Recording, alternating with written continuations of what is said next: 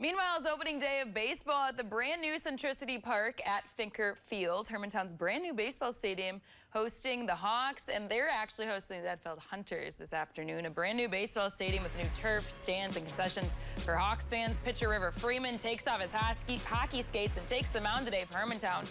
Throwing strikes left and right. Doesn't matter if you're a freshman or a senior, right-handed or left-handed. Freeman had 9 strikeouts today. Offense starts in the third. Designated hitter Jacob Evanson launches one into the outfield. Jimmy Barch hits the turbo button and races on home. He makes the slide and beats the throw to give the Hawks the 1-0 lead. And at his next bat in the 5th, Evanson goes the other way, sending one into left field. Barch and Cam Lavatsky come across home plate.